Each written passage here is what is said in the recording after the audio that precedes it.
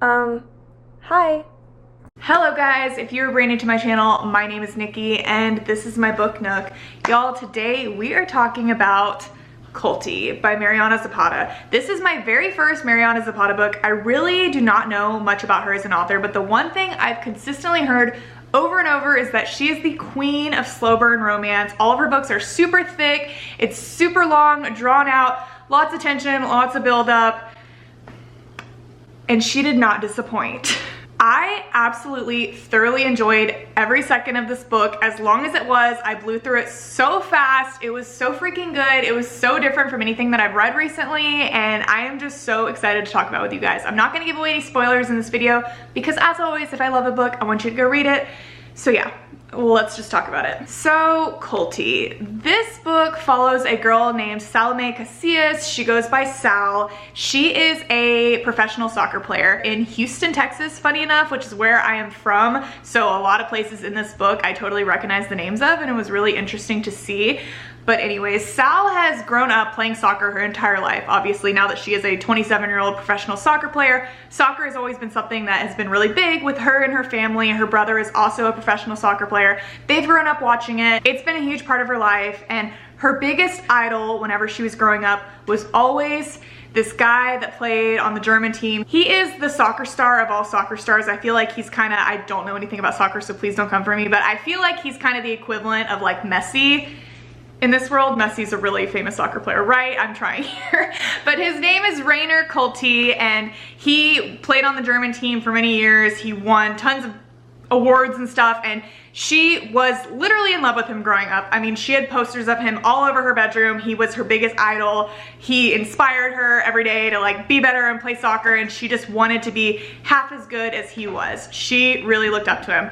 So now, present day, like I said, she's 27. She plays on this professional team in Houston. So the story basically starts out, and Sal is learning from her coach that they are getting a new assistant coach on her team, and it just happens to be Rainer Kulti. He has been retired for quite a while now, and he apparently is now coaching, and he happens to be a coach of their team. Their team is called the Pipers, and she cannot believe it. I mean, this is literally her idol that she's grown up worshiping, and he's now going to be her assistant coach. Like, how do you take that in? She's obviously a professional. She's played soccer for many years now, and she knows, like, we're all just humans here, but like, you can't help but get a little bit starstruck when you see this person you've looked up to and admired and watched for so many years, like now standing right in front of you. So Kulti comes to start coaching the team, and he is not what she thought he was.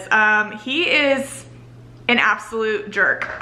He's really not, I don't even know if jerk's the proper term, because truly, he just like doesn't talk to anybody. Like, he sits there on the sidelines with his arms crossed. He gives everyone a death glare at all times. He doesn't really make an attempt to help anyone in the beginning. He really is just stoic, and the times that he does speak to people, he's very rude.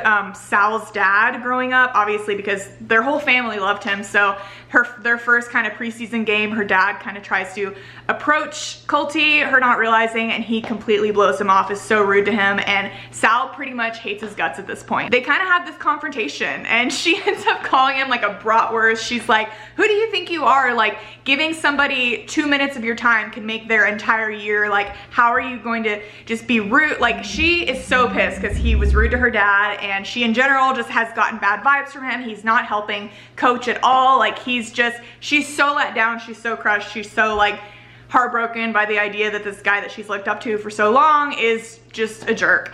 And so that's kind of like their first real interaction with each other, and from there there's like a lot of like tension between them, because obviously like he's her coach, like she is his player, but she totally like disrespected him, spoke out against him. But they kind of slowly start to get to know each other better. There's a couple of different things that happen where they end up bumping into each other outside of practice.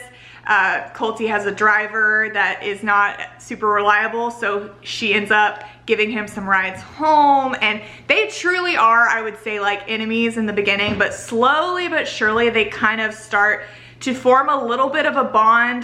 Sal's very like hesitant about it because he was such a jerk in the beginning, but we slowly learn that, you know, as to be expected, there's a lot more to Kulti than we think. You know, you just think like, oh, this man is some amazing athlete. He's got everything figured out. He's happy, he's rich.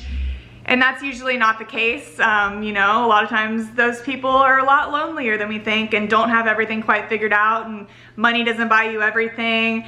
And yeah, so we kind of see this very drawn out, slow burn, enemies to somewhat friends to is this more? And all this time in the back of Sal's mind, she's obviously like, this is my coach. Like, I would never in a million years, like, that is so not allowed. She also is like, I was in love with this man. Like, he literally was posters all over my room my whole life. So there is a bit of an age gap. Obviously, like, he's about 12 years older than her. I think he's 39 and she's 27. So there is an age gap there. There is like a power dynamic because he is her coach.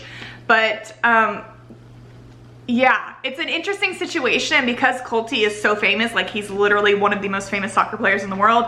When he's out and about, he gets noticed, pictures get taken. So as they spend more time together, things get more complicated. The team gets, you know, there's a lot of tension on the team of like, why is Sal hanging out with Kulti? And so many things happen. It's really weird. This book, it was a very much a slow burn, but I would say altogether as a story, it was very slow. And typically that is not something I'd go for. Like, I get pretty bored if something, like, I like a slow burn, but if a story itself is slow, a lot of times I just get distracted. Like, I kind of feel myself like pulling away. I didn't feel that with this book at all. Like, even though it was a slow story, there was never a single point where I wasn't entertained. There was never a single point where I felt like I could put it down. Like, after every chapter end, I was just flipping straight to the next chapter and I wanted to keep going, which I usually am a person, like, every couple chapters, I'm like, all right, let me check my phone. I couldn't do that with this book. Maybe a big reason was I started reading it on a plane, so I read the first like 200 pages straight without stopping because I literally couldn't get on my phone.